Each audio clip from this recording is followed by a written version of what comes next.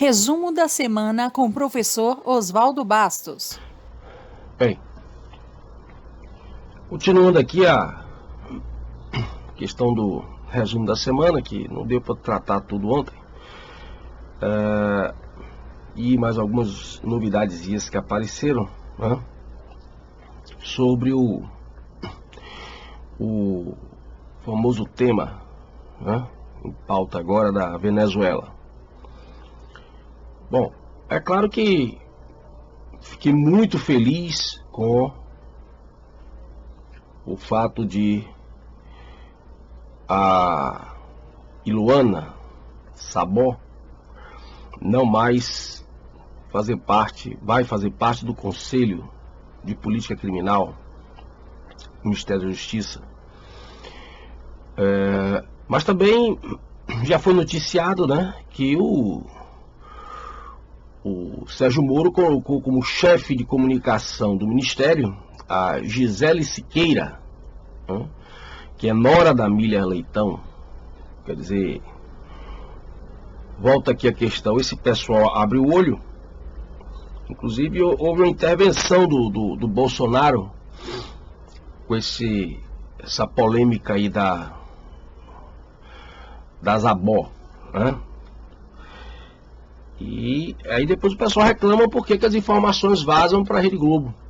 Claro, você bota o espião para trabalhar do seu lado, não quer que as informações, muitas vezes reservadas, ou que não deveria vir a público de determinada forma, porque sempre aparecem distorcidas, né? Deixar que o próprio governo publicasse a primeira versão, e depois você reclama quando as coisas acontecem, né? Muito bem. Então, dessa vez caminhamos bem, mas infelizmente houve também acho que mais ou menos enquanto eu estava gravando o vídeo ontem, o nosso ilustríssimo vice-presidente general Mourão estava fazendo mais uma das suas, né?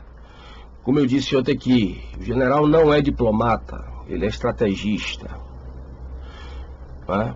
A diplomacia deve ser deixada para quem é diplomata. O nosso Instituto Rio Branco é uma referência mundial. Nossos diplomatas obedecem um padrão de fato de excelência. Então não tem porquê, né, aparecer um tutor para cuidar de questões da diplomacia. Até porque o Mourão, nessa de não querer ser vice-presidente, peça decorativa, só tem feito besteira. É melhor ele ficar calado e cuidar de assuntos importantes, que é o que não falta nesse país, e que ele pode dar muito apoio ao Bolsonaro, e agora não está dando nenhum, né? Se transformou literalmente num fogo amigo, né? Porém, exatamente sobre isso, eu estava pesquisando ontem, futucando por aí, ouvindo a opinião de um, de outro e tal, e eu cheguei estou com uma séria desconfiança, para não falar em certeza, né? Particularmente com a entrevista que o Mourão dá, e no final da entrevista, inclusive, com o repórter, na saída da entrevista, onde ele, se referindo à questão da Venezuela, mais uma vez, ele fala, abre aspas, a população está desarmada e tem que estar, não é? Porque senão nós teríamos uma guerra civil, o que seria pior para o hemisfério. Muito bem. Essa fala aqui, ela é muito importante. Por quê? Porque eu estou começando a desconfiar, para não dizer que eu já tenho certeza, que em meio a estes jogos de guerra, né, esse pessoal da paz, ao contrário do que aparenta ser, está querendo a guerra. Está querendo a guerra. Em outro site, também bastante conhecido, vi a informação de que resoluções de Estados Unidos e Rússia sobre Venezuela são rejeitadas no Conselho de Segurança da ONU. Muito bem. Qual o teor, né, dessas resoluções? O projeto dos Estados Unidos, que propunha iniciar um processo político que levaria o país latino-americano a eleições presidenciais. E já a resolução apresentada pela Rússia defendia que a não interferência nos assuntos internos da Venezuela foi rejeitada por 7 dos membros do Conselho. O processo político levaria... Muito bem. Então nós já estamos começando a perceber o que já de se esperar, não é novidade, até por questões de direito internacional,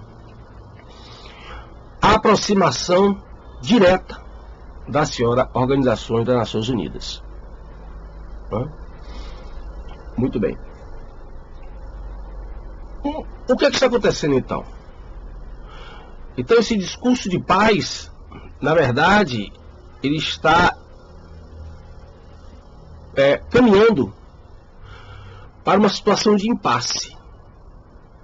E uma vez chegada a essa situação de impasse, estaria justificada uma intervenção militar nos moldes como nós estamos costumando a ver aí, pelo menos desde os anos 90, em que coalizões de países invadem outro país por motivos aparentes e motivos de bastidores. Muito bem. Como foi o caso do Iraque, essa coisa toda aí. Então, essa fala do general Mourão, ela tem um significado muito mais sério. Por quê? Porque ela sinaliza para essa possibilidade de uma guerra civil. Porém, ele deixa algo muito claro, e eu lhe confesso que quando eu li isso aqui, eu não me contentei. Diante de tanta distorção de informação, eu fui buscar o vídeo para ouvir e ver o general falar isso aqui. Eu queria ter certeza de que não estava havendo distorção nesta citação. Então, a população está desarmada e tem que estar, não é? Ou seja, isto é uma legitimação do genocídio com outros argumentos.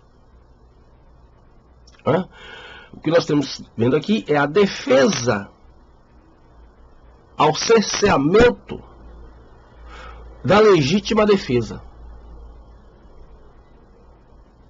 Então a população tem que estar desarmada para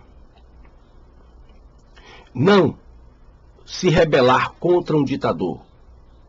A população tem que aceitar a ditadura. A população tem que aceitar o flagelo da fome. Acabou de circular aqui agora, recebi aqui no WhatsApp, o pessoal abrindo aqui o caminhão do lixo, o pessoal catando comida do lixo e um venezuelano pegando comida do lixo, né? Ele fala lá, 20 anos, né, de tragédia na Venezuela. O pessoal fica botando toda a culpa na conta de Maduro, e aí o senhor Hugo Chávez fica ganhando ali aquela aura de esquecimento misturada com santidade. Não, desde 1999, está completando 20 anos, a Venezuela vem sofrendo. Só que no começo, realmente, né, como toda ditadura, a coisa fica mais disfarçada. E foi também com o senhor Hugo Chávez que se implantou o desarmamento da população, inclusive com direito às milícias que ele montou, invadirem as casas para ir revistando as casas que poderiam ter pessoas que para verificar se realmente todas as pessoas tinham entregado suas armas. Muito bem. Então, aquilo que eu estou falando aqui, é claro que o mundo ideal seria que não houvesse guerra. Mas eu já disse e volto a repetir, eu não estou vendo nenhuma possibilidade disso acontecer. Evidentemente que a Rússia e a China vão querer a não intervenção, assim como o Brasil, o pessoal do Foro de São Paulo aqui dentro do Brasil, o PT, pessoal, vão querer a não intervenção, porque a intervenção levaria à falência definitiva do projeto do Foro de São Paulo na América Latina. A Venezuela é o último bastião desse projeto demoníaco do Foro de São Paulo. Além disso, não só um projeto, porque há interesses por trás desse projeto. É sabido que a Venezuela, assim como todos os países do terceiro mundo, e particularmente a América Latina, é riquíssimo em tudo: biodiversidade, minerais, subsolo, petróleo, enfim. Então, eu fiquei muito preocupado com a fala do senhor general Mourão, porque isto aqui, para mim, é a prova de que nós caminhamos para uma situação de impasse, em parte legitimada por autoridades que deveriam estar tomando uma atitude mais firme. Eu não digo nem propriamente invadir a Venezuela agora, mas aceitar que os alimentos e remédios não cheguem à população, porque esse psicopata do Nicolás Maduro está impedindo. É aí, no meu posicionamento, é aí que reside o máximo do absurdo. Para dizer, não, eles vão receber. Tá aqui, a tropa tá aqui protegendo o caminhão, tal, o pessoal vai receber alimento. Agora, se vocês vão atacar a tropa e o caminhão, é outra história. Aí vocês que estão provocando a guerra, porque nós estamos aqui para levar alimento e remédio à população faminta e doente. Então, esta seria uma atitude que realmente poderia caracterizar, mesmo que os bastidores a gente nunca sabe exatamente, mas poderia caracterizar uma tentativa de socorrer a população venezuelana, evitando a guerra. O disparo inicial teria que ser das forças bolivarianas. Muito bem. É claro que usaria o argumento de que o país estava sendo invadido. Sim, mas estaria muito mais caracterizada e realmente a boa intenção da ajuda humanitária. E quem sabe até evitando a guerra, porque fortaleceria um pouco mais a população venezuelana e permitiria até que eles resolvessem o problema deles lá dentro. O discurso não é esse: vamos deixar os venezuelanos resolver o problema deles. De fato, esse problema é em boa medida deles, porque foram eles que aceitaram o Hugo Chávez. Eles aceitaram o Hugo Chávez. Eles aceitaram o Maduro. Eles aceitaram o desarmamento. Mais ou menos em número de população. Você vê que o Evo Morales está caladinho. Ele está vendo o negócio esquentar, que é outro também. Está caladinho.